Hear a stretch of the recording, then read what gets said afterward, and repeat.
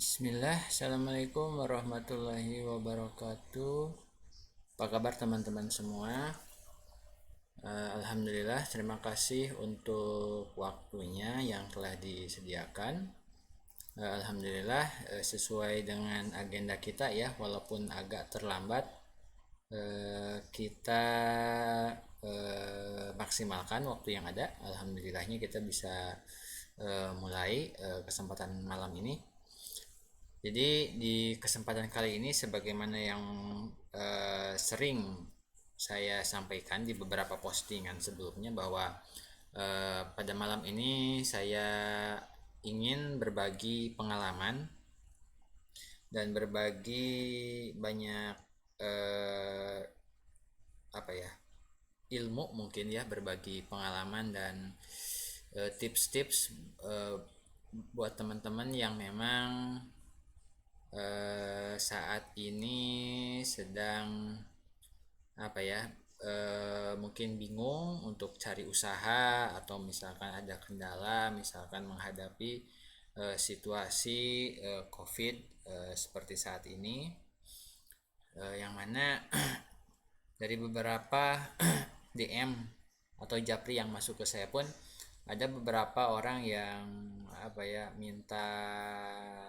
saran lah, tanya lah gitu kan, tips usaha lah, tanya harus bisnis apalah gitu dan semacamnya lah gitu.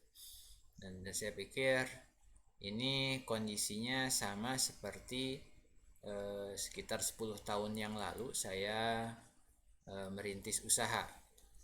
Jadi saya melihat bahwa kondisinya yang seperti teman-teman rasakan saat ini itu tidak jauh berbeda dengan yang saya alami dulu gitu.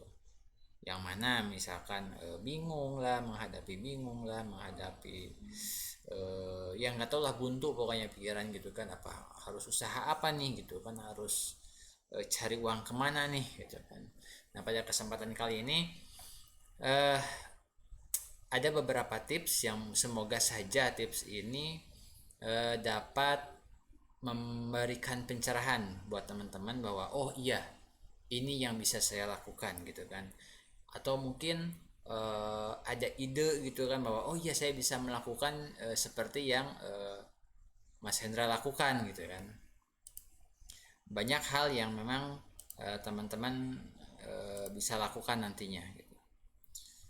Nah, pada kesempatan kali ini langsung saja saya ada sharing apa ya? Saya siapkan apa? Presentasi. Jadi ada presentasi yang mau saya perlihatkan bahwa yang pertama gitu kan, oke, langsung kita mulai ya, kita buka presentasinya. Jadi sebentar, ini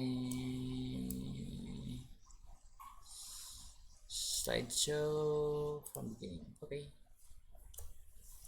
Ya, bismillah, ini sharing bisnis dari rumah wasilah, sharing inspirasi motivasi bisnis oleh saya Hendra Permana. 10 tahun merintis bisnis dari rumah. Ya, saya 10 tahun yang lalu hingga sekarang melakukan bisnis dari rumah. Itu kan.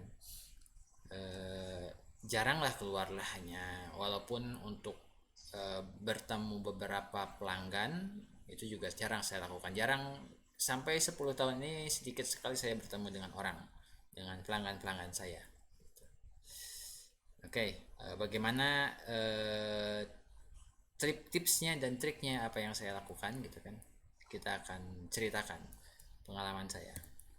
Jadi yang pertama ini kita akan perkenalan dulu, nanti yang bahas kita tips, ada 10 tips. Dan yang ketiga, sebagaimana janji saya bahwa ada peluang usaha yang semoga menjadi solusi bagi teman-teman untuk lebih mudah menjalankan usaha ini. Gitu kan. Usahanya apa nanti pada di bagian akhir saya akan ceritakan. Yang memang pekerjaan ini sebenarnya bisa kita lakukan dan bisa teman-teman lakukan sebagaimana yang saya lakukan dulu gitu ya. Oke, yang pertama, saya perkenalkan, nama saya Hendra Permana, tukang terasi online. Kenapa tukang terasi online? Karena memang saya dari 10 tahun yang lalu sampai sekarang masih ya bisnis terasi lah ya, bisnis terasi. Saya pada tahun 2003-2006 itu menjadi anggota dan pengurus koperasi mahasiswa atau KKMB. Jadi 2003 saya masuk kuliah dan langsung masuk ke koperasi mahasiswa. Jadi emang dari dulu udah senang dagang, senang jualan, senang bisnis lah ya ceritanya gitu. Makanya saya ngambil kuliahnya juga D3 Logistik Bisnis Politeknik Pos Indonesia angkatan 2003. Kemudian saya juga pernah bekerja sambil kuliah di beberapa tempat gitu.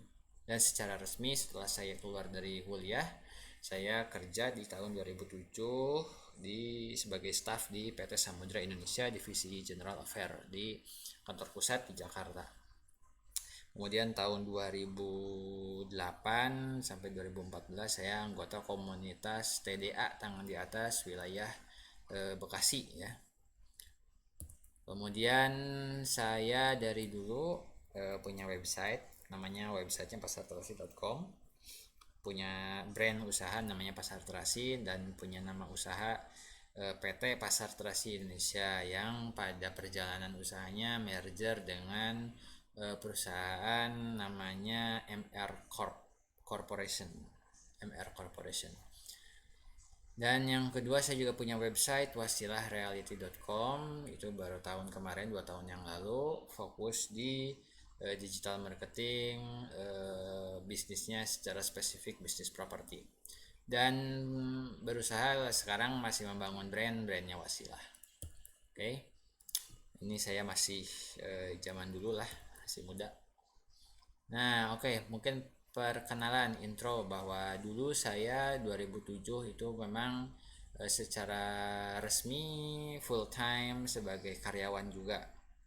Yang mana dari jam 7 mungkin untuk orang, tapi saya sudah berangkat dari rumah itu jam 6 pagi karena harus kejar kereta berdesak-desakan naik KRL yang mana harus sampai masuk kantor itu jam 8 pagi. Jadi 2 jam sebelumnya saya harus sudah siap-siap berangkat dari rumah, nunggu KRL berdesak-desakan antri gitu. Sampai pulang dari kantor jam 5 sore, keluar kantor sampai jam 7 baru nyampe rumah, jam 7 malam baru nyampe rumah. Ya aktivitasnya seperti itu aja. Kegiatannya selama 4 tahun bekerja.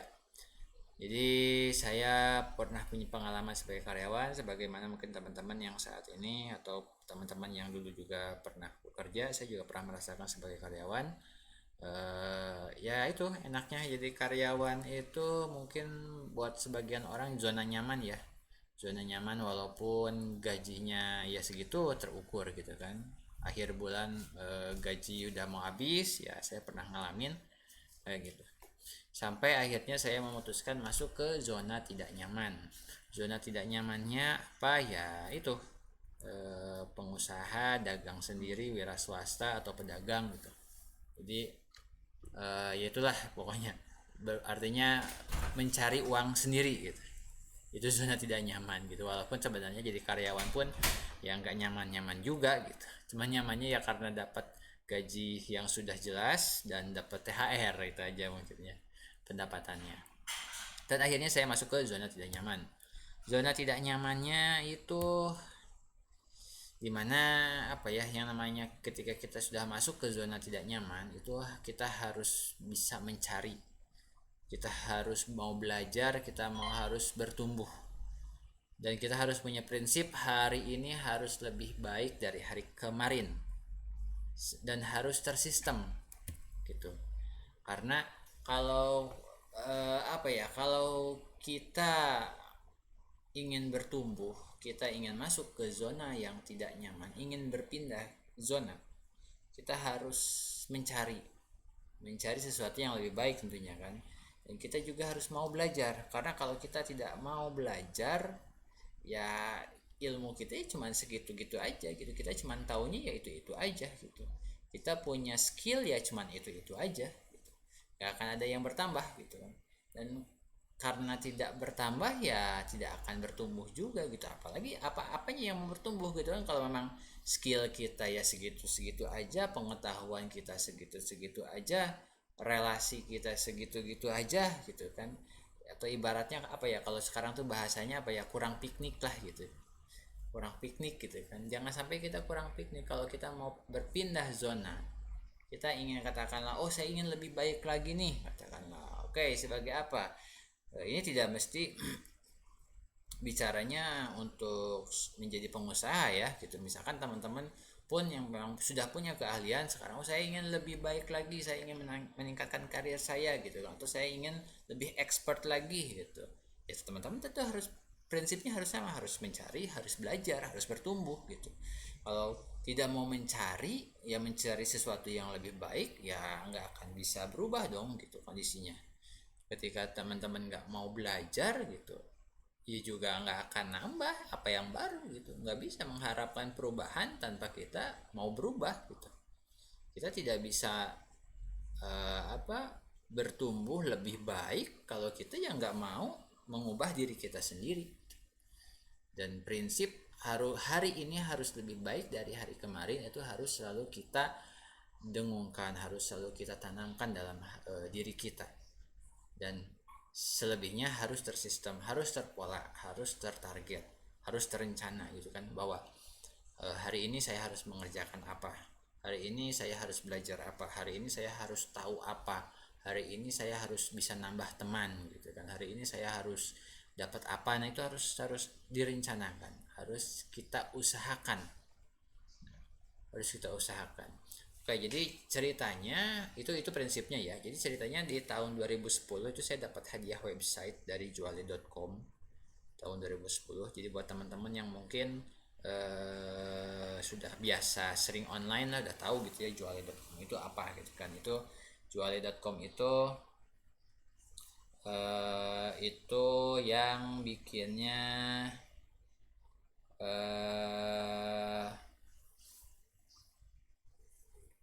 Om Nukman Lutfi ya, almarhum Om Nukman Lutfi ya.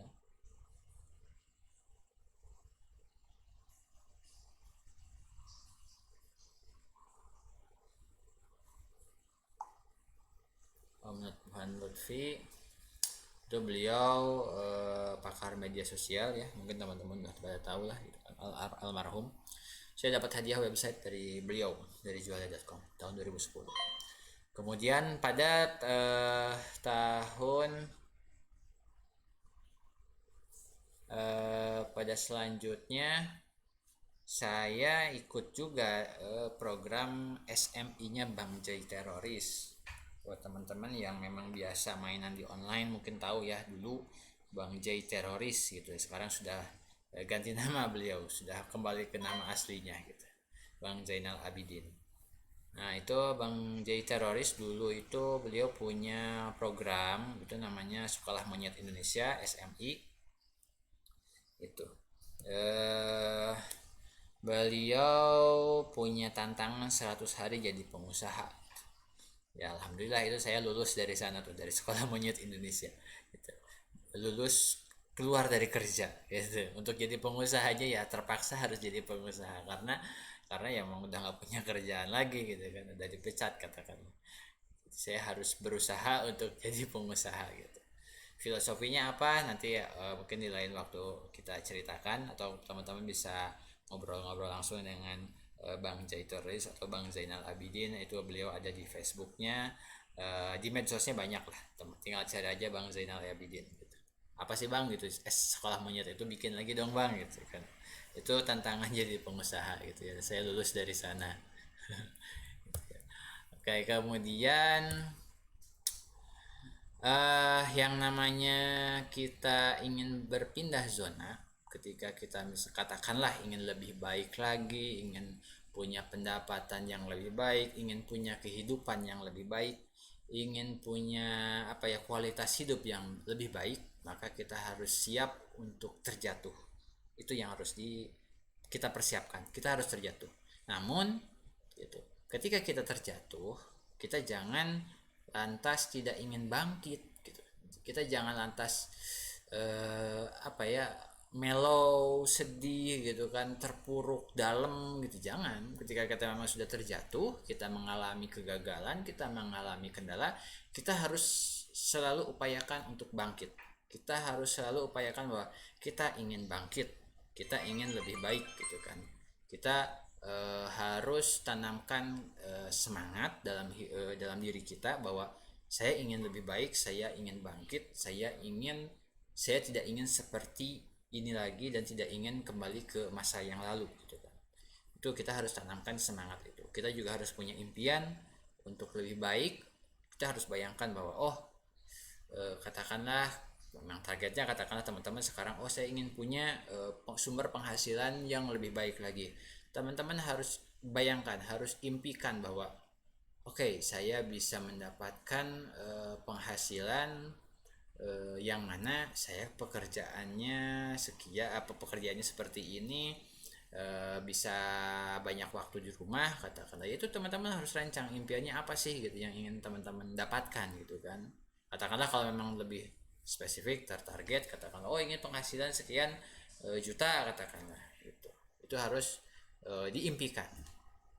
Kemudian juga teman-teman harus punya harapan bahwa semua ini akan tercapai, bahwa semua ini bisa dilalui, bahwa semua ini bisa berubah gitu kan. Kemudian juga harus punya ketawakalan, rasa tawakal kepada Allah, kepada Tuhan semesta alam, dan bahwa kita harus percaya bahwa apa yang kita harapkan, apa yang kita doakan, apa yang kita usahakan ini bisa menjadi jalan perubahan untuk kehidupan kita yang lebih baik gitu. Karena kalau teman-teman sendiri udah tidak percaya, tidak ingin bangkit, tidak punya harapan, impian, ya bagaimana bisa berubah gitu kan. Ini sekilas ada ini foto awal saya, mimpi buruk saya dimulai. Ini foto awal mimpi buruk saya dimulai gitu kan. Saya terakhir saya kerja gitu kan. Ini terakhir saya kerja, saya ikut program SMI tadi, Sekolah Monyet Indonesia gitu. Untuk bagi teman-teman yang lain ini mungkin teman-teman bisa lihat ya, ini muka-mukanya nih pada sumringah semua gitu. Karena apa? Karena mereka sudah direncanakan untuk ikut program SMI ini, Sekolah Monyet ini. Nah kalau saya ini muka agak bingung nih gitu kan, mau senyum bahagia bingung gitu kan, mau nggak bahagia juga bingung karena belum tahu nih gitu kan, ini programnya seperti apa, ini mau kemana perjalanannya. Tahu-taunya suruh naik kereta gitu kan, masih pakai ransel, bawa tas kerja gitu kan, masih pakai seragam ya, maksudnya kemeja kerja gitu, masih ya setelan orang mau kerja gitu, bukan mau setelan orang mau ikut pelatihan bisnis, mau pergi kemana gitu, bukan.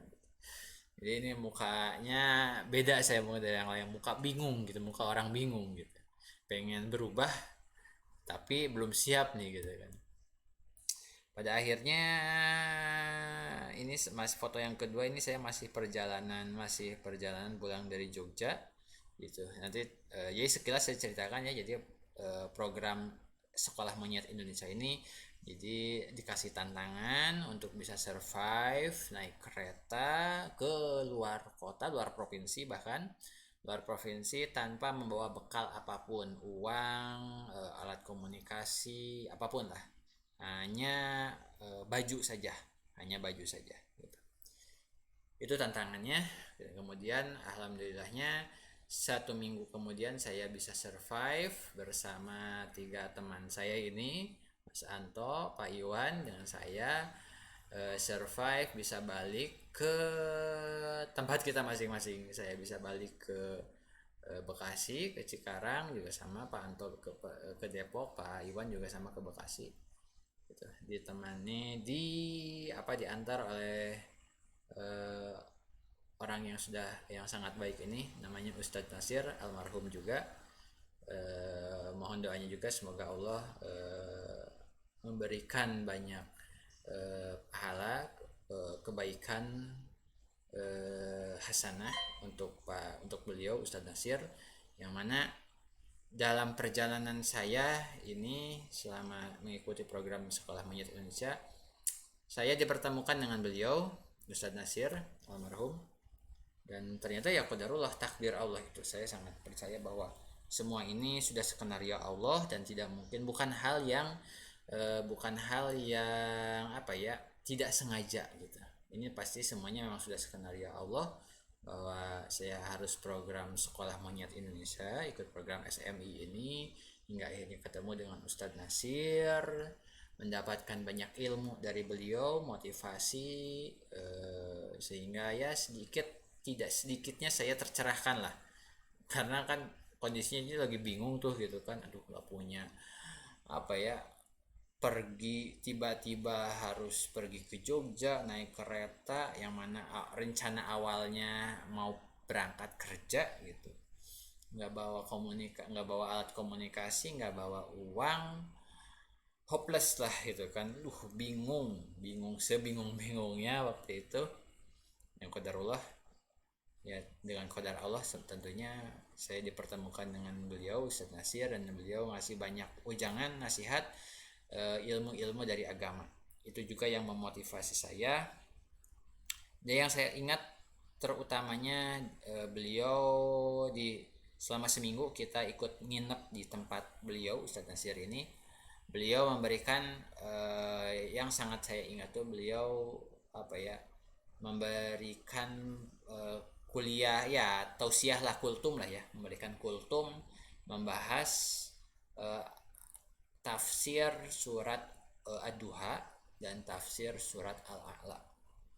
Nah itu yang mana dua surat itu memotivasi saya bahwa saya harus yakin, saya harus percaya, saya harus tawakal sama Allah bahwa semua ini akan bisa dilewati, semua ini merupakan ujian gitu kan, ujian hidup gitu.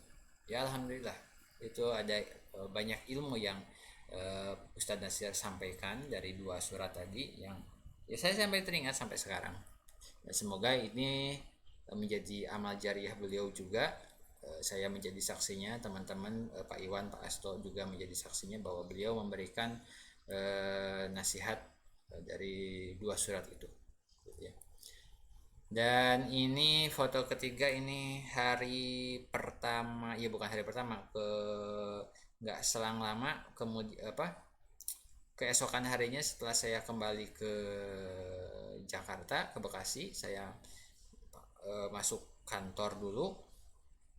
Setelah ikut program SMI ini, esok harinya saya masuk kantor, saya resign, mengajukan pengunduran diri, dan 2 hari kemudian kalau nggak salah ya, ini foto yang ketiga ini, 2 hari kemudian ada undangan lagi dari Bang J untuk ini teman-teman peserta Sekolah Monyet ini untuk datang lagi gitu, untuk ini lagi briefing lagi gitu.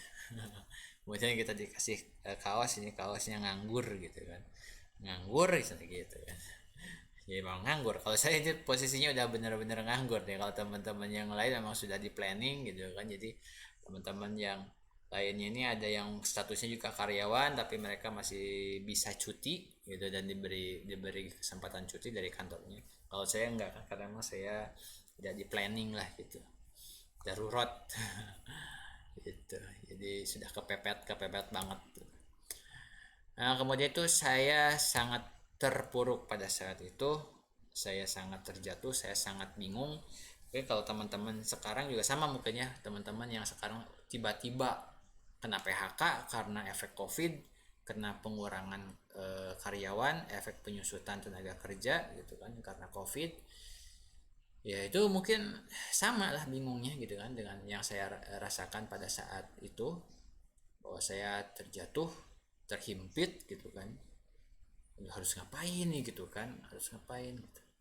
Maka mungkin ini ada sedikit solusi dari saya ketika teman-teman merasa terhimpit, merasa bingung apa yang harus dilakukan. Pertama, yang saat kita terjatuh itu pastinya kita butuh pegangan agar kita bisa bangkit lagi. Pegangannya pegangan apa sih gitu kan? Istilahnya gini, Kalau pusing kan mungkin suka dengar gitu ya, kalau pusing ya pegangan gitu, kalau mau jatuh ya pegangan gitu kan. Tujuannya apa ya, biar kita nggak jatuh banget gitu kan. Itu prinsipnya sih seperti itu. Kalau kita memang mau jatuh, kita pusing ya kita harus berpegangan gitu, biar kita bisa bangkit lagi dan kita nggak jatuh gitu kan. Yang jadi pertanyaan kan, pegangannya sama siapa nih gitu kan, pegangan sama batang pintu apa pegangan sama besi gitu kan. Ya tentu jawabannya ya pegangannya sama Allah gitu, pegangannya sama Tuhan kita gitu. Kalau nggak sama Allah, kita mau pegangan sama siapa lagi, kita mau bertanya sama siapa, kita mau meminta pertolongan sama siapa gitu kan. Kita mau minta solusi, kita mau minta apa ya, meminta pandangan gitu kan, apa yang harus dilakukan, mau nanya ke siapa ya kita harus nanya sama Allah gitu kan. Itu yang saya lakukan pada saat awal-awal saya dulu terpaksa keluar kerja gitu kan, bahwa saya terpaksa harus mengundurkan diri setelah mengikuti program SMI tadi gitu. Itu kita harus punya pegangan dulu, kita harus yakin dulu, kita harus pegang sama siapa nih, kita harus pegangan sama Allah. Kita harus yakin bahwa Allah itu ada, Allah itu hadir di hadapan kita, Allah itu dengan selalu apa ya, selalu menyediakan, selalu ada ketika kita membutuhkan Allah gitu. Maka itu tadi, kita harus menenangkan diri kita harus bisa berpikir jernih, tarik nafas yang dalam, jangan sampai kita pusing, kita bingung harus ngapain, sampai akhirnya ya jangan sampai kita malah depresi gitu kan. Pada akhirnya malah kita depresi, nggak bisa berpikir jernih gitu kan. Ya kita jangan sampai seperti itu. Ketika kita sudah yakin, kita sudah berpegangan sama Allah, kita harus menenangkan diri, berpikir jernih, tarik nafas dalam gitu kan, bahwa kita harus berpikir, ya Allah mohon petunjuk, ya Allah mohon pertolonganmu gitu kan. Dan setelah itu sambil kita menenangkan diri, coba kita koreksi diri kita. Karena apa? Karena ketika ada masalah berarti ada yang salah. Ini sebuah prinsip ya. Jadi coba teman-teman renungi lagi bahwa ketika ada masalah berarti ada yang salah. Ada yang salah dengan kehidupan kita. Dalam halnya juga misalkan ketika ada masalah, misalkan dalam hal kendaraan, ketika ada masalah dengan kendaraan kita berarti ada yang salah dengan kendaraan kita. Apakah salah cara pemakaiannya, apakah ada salah spare part yang dipasang gitu kan. Begitu juga dengan kehidupan kita, ketika kita bermasalah dengan kehidupan kita berarti ada yang salah dengan hidup kita, dengan cara hidup kita, dengan perbuatan kita. Apakah itu dari dosa-dosa kita lah, apakah dari ya memang sih pastinya memang dosa-dosa kita ya.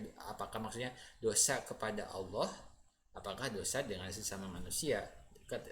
Kalau memang dosa dengan Allah, misalkan kita melakukan banyak maksiat, ya kita bertobat, ya Allah saya mohon ampun, katakanlah saya pernah melakukan dosa gibah lah, dosa apalah, ya kita bertobat, kita mohon ampun kepada Allah. Kita memohon agar Allah mengampuni dosa-dosa kita. Dan ketika kita memang ada masalah, kita ada salah dengan manusia, ya kita juga harus minta maaf dengan manusia itu. Kita harus minta ridho mereka. Katakanlah, oh mohon maaf ya, saya katakanlah mungkin Anda pernah menyakiti seseorang, Anda pernah menzolimi seseorang, mungkin kita pernah mengambil hak orang lain, maka kita harus meminta ikhlas dari orang tersebut, kita harus meminta maaf. Setelah itu kita harus banyak-banyak berdoa, istighfar, curhat sama Allah, Tuhan semesta alam gitu. Kita harus banyak-banyak berdoa, curhat, ya Allah mohon petunjuk, ya Allah mohon petunjuk, ya Allah mohon petunjuk. Lakukan setiap hari. Dan apa ya, ya mohon petunjuk atas semua masalah kita.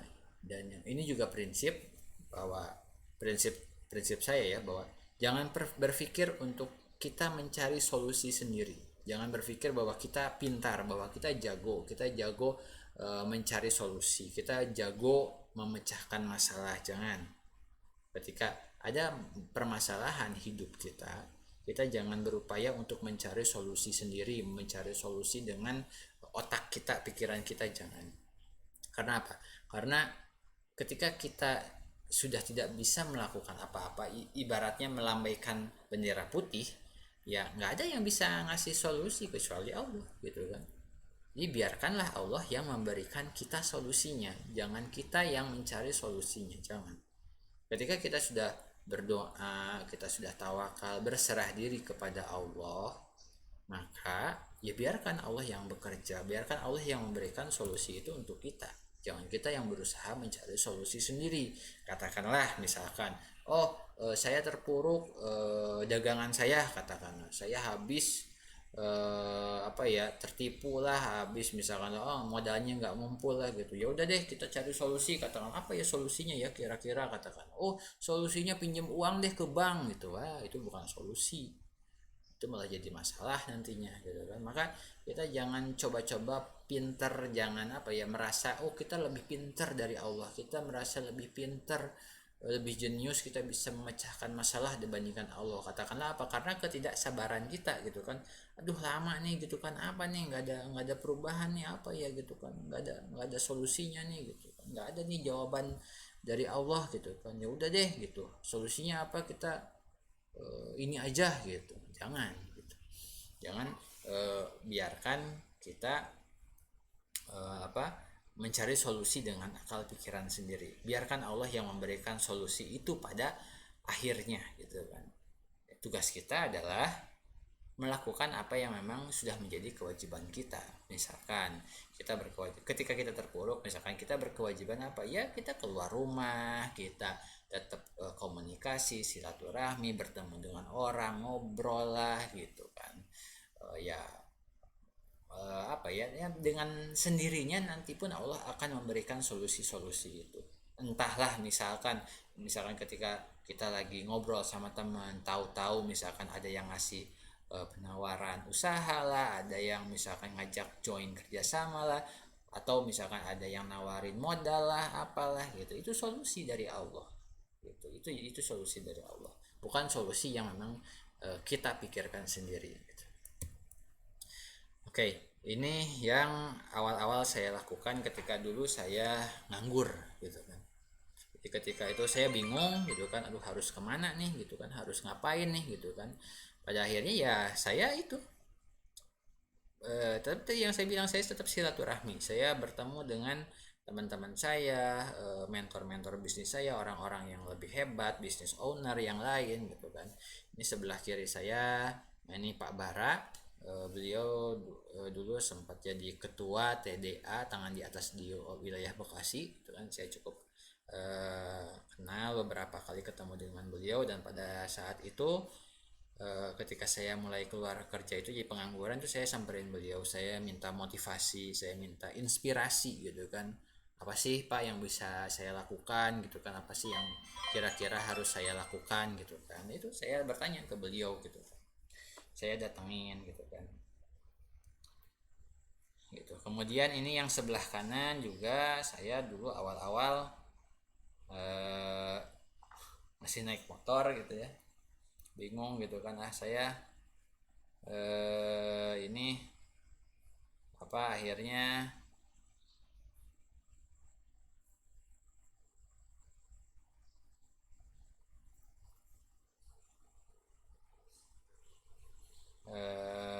apa, sorry ya sebentar, yang harus saya jawab dulu.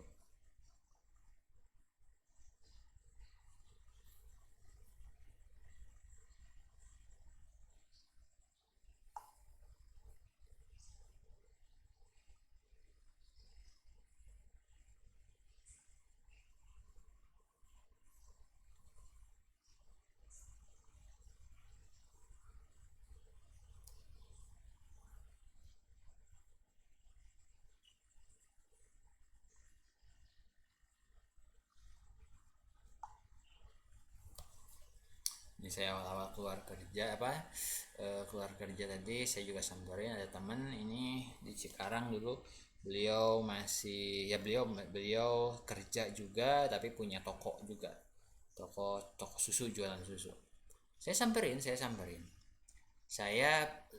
gini ya, prinsip saya tuh, saya bisa solusi Allah itu datang eh, tidak apa ya, dengan cara yang tidak bisa kita duga. Kewajiban kita itu hanya keluar rumah, bertemu dengan orang, karena yaitu dengan perantara orang-orang itulah solusi dari Allah itu akan datang gitu kan. Karena saya pikir kan saya lebih senang mendapat inspirasi gitu kan dan motivasi ketika saya berkunjung ke toko, usaha punya teman gitu kan. Saya berpikirnya, oh saya bisa ingin nih punya toko lah kayak teman saya ini gitu kan. Oh saya bisa belajar, oh begini ya mengelola toko itu, oh begini ya bikin toko itu, memulai usaha itu seperti ini gitu. Ini saya, itu yang saya pelajari. Saya mencari inspirasi dan motivasi dari mereka para pemilik bisnis gitu kan. Itu yang saya lakukan dan yang saya cari gitu kan. Bukan apa ya, jangan seperti beberapa orang yang katakanlah takut gitu kan, katakanlah apa ya, begitu keluar kerja itu nyamperin orang tuh minjem duit lah gitu kan, minta modal lah gitu kan, minta apa, jangan gitu. Itu bukan apa ya, bukan mental pengusaha, bukan mental seperti itu. Mental pengusaha itu bukan terhalang oleh modal, bukan. Modal itu ada di urutan yang paling belakang. Yang harus mental pengusaha itu yang harus ada itu, yang pertama itu tough, apa ya, teguh teguh pendirian. Harus berani, harus bisa memulai, harus punya impian gitu kan, bahwa saya bisa merubah dari nol menjadi angka satu gitu kan, dari sesuatu yang masih nol menjadi satu. Itu yang harus pertama kali modal yang dimiliki oleh seorang pengusaha gitu. Jadi perbanyak silaturahmi, bukan berharap kita diberi, tapi berharap itu menjadi datangnya solusi bagi kita gitu. Ya, jadi perbanyak silaturahmi itu jangan berharap kita buat diberi gitu kan, tapi berharap inilah menjadi datangnya wasilah, datangnya solusi gitu. Oke, jadi kita mulai dengan tips yang pertama. Apa yang harus saya lakukan gitu kan ketika memang saya sudah nganggur nih gitu kan. Oke, yang pertama kita harus riset. Ini yang harus lakukan. Riset apa? Riset banyak lah. Riset apa nih gitu kan. Kita harus usaha apa nih? Kita kan tadi belajar gitu kan. Oh, datang ke si Anu, misalkan Bapak Anu yang punya usaha ini, datang ke si Fulan yang punya usaha itu gitu. Apa gitu kan, kita harus cari mau usaha apa nih gitu kan. Kita juga harus riset mau dagang apa nih gitu kan. Mau kalau produk apa, kalau jasa apa gitu kan, harus ngapain gitu kan.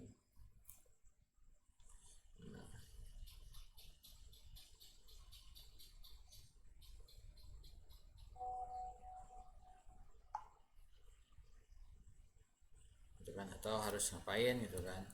Nah terus kita juga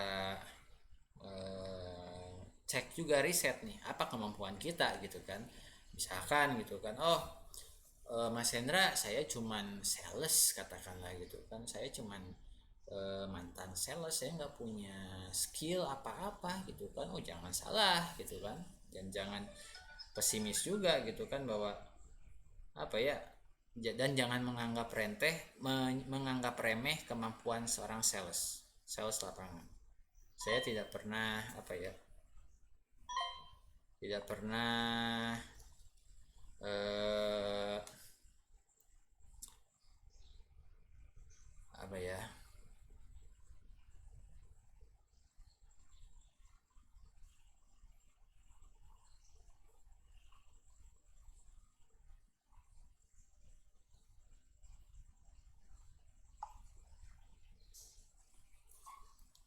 saya tidak pernah menganggap remeh seorang sales. Karena apa?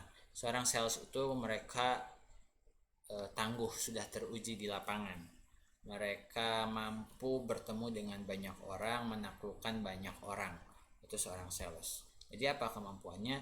Itu yang bisa kita manfaatkan. Oh misalkan, oh saya tahu nih katakanlah jaringan, katakanlah oh saya dulu sales sembako, katakan oh saya tahu nih grosir sembako di sini sini sini sini. Itu kemampuan, itu modal kita. Oh itu modal gitu kan, bahwa oh, saya tahu ini, katakanlah oh toko-toko ini, berarti kalau saya juga tahu apa yang mereka butuhkan, oh sehingga oh saya bisa nih nawarin produk ini gitu. Itu yang bisa kita lakukan. Jadi apa, oh itu kan itu jadi peluang bisnis juga gitu kan. Oh iya katakanlah oh ya saya tahu nih jaringan toko-toko sembako gitu kan, ya udah deh saya gimana ya gitu, oh saya samperin nih gitu kan, eh, produsen katakanlah apa, produsen terasi katakanlah gitu kan, atau produsen kerupuk gitu kan, oh ini nih saya punya data orang-orang toko-toko yang membutuhkan terasi katakanlah gitu kan, si toko ini membutuhkan terasi sekian, toko ini butuh terasi sekian, ini sekian sekian, itu punya data, itu kemampuan kita memiliki data. Kenapa nggak kita tawarin gitu kan, kita tawarin ke produsen gitu kan, Pak ini saya punya data, mau nggak nih nyuplai, ini saya yang kirimin, ini barangnya, ini saya pembayarannya seperti ini, akad seperti ini, itu jadi modal kemampuan kita gitu kan, bisa bisnis, bisa jalan, apa yang enggak gitu kan, itu sebenarnya modal yang sudah Allah berikan. Kemudian kita juga riset, oh harus pakai apa nih medianya, media online kah atau media offline lah, offline kah gitu kan, katakanlah gitu kan, oh aduh kalau sekarang nih misalkan udah zamannya online semua nih gitu kan, oh ya udah saya juga bisa kok gitu kan main Facebook, oh saya juga bisa kok Instagram gitu kan, oh saya bisa kok misalnya buka YouTube apa, ya kita pakai media-media itu, kita belajar lagi lah gitu kan, belajar cara pakai Facebook, cara pakai media sosial yang lain, Instagram, YouTube, Twitter, apalagi LinkedIn, Pinterest, TikTok katakanlah yang sekarang. Belajarlah menggunakan media-media sosial itu yang online dengan cara yang bijak tentunya. Atau misalkan oh kita nggak bisa nih pakai media online, bisa saya pakai media offline aja, ya udah pakai eh, cara-cara yang memang sudah biasa kita kenal, biasa kita gunakan gitu kan. Jangan terhalang dengan satu media gitu kan. Selama kita harus selalu cari jalan, apa yang kita bisa itu yang kita lakukan. Kemudian juga kita riset kata kunci bisnis kita apa nih, oh gitu kan, tadi katakan oh saya sales gitu kan, ya saya bisanya ya di distribusi, saya bisa di lakukan distribusi produk sembako tadi gitu kan, oh misalkan oh saya katakanlah marketing properti gitu kan, oh ya tahu, saya tahu nih gitu kan, saya punya daftar listing bayar-bayar yang potensial gitu kan, saya bisa tawarin properti ini dari misalkan dari Wasilah katakanlah, ya udah kita mulai kerjasama gitu kan, itu kan sudah mulai tuh bisa dapat penghasilan. Salam. Nah, cara yang lainnya tentu kita harus pakai cara yang sederhana tapi dahsyat. Jangan sampai kita terhalang dengan cara-cara yang rumit yang memang pada akhirnya kita nggak bisa jalan-jalan juga gitu kan. Jadi jangan terpaku, jangan terhalang oleh sesuatu yang belum bisa kita lakukan gitu kan, ya sudah apa yang ada kita lakukan dulu gitu kan, jangan ribet dulu gitu. Nah kemudian ini yang saya lakukan pada awal-awal dulu, saya riset gitu kan, saya pengen punya produk terasi yang seperti ini nih gitu kan, merek-mereknya ada ABC, ada Kobe, ada Ulek, macam-macam lah, saya riset dulu pasar gitu kan, oh saya pengen punya produk terasi seperti ini nih gitu kan, kemasannya seperti ini, gramasinya saya pelajari, desainnya saya pelajari, rasa apa, kualitas saya pelajari semuanya, saya riset. Ini yang saya lakukan, saya mulai fokus full time di bisnis terasinya ini. Saya awal-awal saya masih lakukan sendiri, saya nge-packing sendiri, saya riset sendiri gitu. Nah kemudian pada di 2016 alhamdulillah qadarullahnya saya dapat kesempatan rezeki diliput di Kompas TV oleh Mas Benu Belu, di program acaranya story food story gitu. Alhamdulillahnya itu rezeki dari Allah juga untuk membantu promosi. Kemudian ini yang saya lakukan juga, saya riset, saya dulu sempat bikin nih ternyata terasi yang memang rencengnya udah saya bikin nih gitu. Ini menjadi inspirasi, motivasi dan impian yang ingin saya lakukan di kemudian hari gitu kan.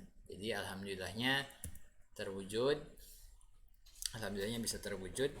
Nah, ini juga terasi yang sempat saya bikin, jadi saya bikin kayak begini. Ini selain untuk sampel, saya juga bisa tahu kan bahwa oh saya kalau saya bikin produk dengan ukuran seperti ini, kemasannya harus seperti ini, bentuknya harus seperti ini, itu harus kita riset, harus kita ukur gitu kan. Dan alhamdulillah nih 2016 nih produk pertama saya kemasan retail seperti tadi gitu kan. Ini yang sudah pakai merek, sudah pakai bungkus profesional, sudah pakai mesin dan sudah kapasitas besar. Kemudian di tahun 2011 juga saya sempat riset, oh produk apa lagi nih yang mau saya bikin. Oh saya bikin produk terasi powder, terasi bubuk. Jadi di 2011 saya udah bikin tuh sampelnya gitu kan. Oh bikinnya kayak begini ya, proses produksinya seperti ini, proses seperti ini, kemasannya seperti ini. Saya riset, saya pelajari gitu kan produknya, kualitas dan yang lain-lainnya. Alhamdulillahnya 2016 saya bisa terwujud bikin produk yang dengan kualitas yang lebih bagus lagi, dengan ya kemasan packaging yang lebih bagus lagi gitu kan. Itu saya lakukan riset, ini riset produknya ya. Kemudian ya di 2011 juga saya masih riset ya, aku kan semuanya lakukan dengan cara yang sederhana yang bisa kita lakukan sendiri dengan alat yang seadanya saja, jangan terpaku dengan sesuatu yang rumit yang belum ada gitu kan. Oke, ini misalkan ini punya alatnya seperti ini ya kita lakukan sendiri. Pokoknya jangan yang ribet-ribet, jangan yang muluk-muluk, jangan yang apa ya pengen enak-enaknya lah gitu. Kemudian ini dulu saya bikin produksi terasi kayak begini, bikinnya masih manual dengan dibantu beberapa orang karyawan sampai akhirnya bisa jumlahnya bisa lebih banyak. Ini kemasannya seperti ini sudah lebih baik. Kemudian selain terasi saya juga bikin bawang goreng, riset lagi dan disesuaikan dengan kebutuhan pasar konsumen. Bikin apa gitu kan, bikin apa itu artinya kita harus tetap bertumbuh, harus lebih baik lagi. Ya harus prinsipnya hari ini harus lebih baik dari hari kemarin, itu prinsipnya. Ini bawang goreng kirim buat ke Korea. Kemudian ini juga pada akhirnya berjalan lagi, berkembang lagi, ada arang batok, kelapa buat ke Korea juga. Itu yang saya lakukan riset, jadi harusnya perbaikan, improvement, kaizen, prinsip kaizen harus lebih baik, harus lebih baik, harus lebih baik. Gitu kan. Kemudian yang saya lakukan lagi apa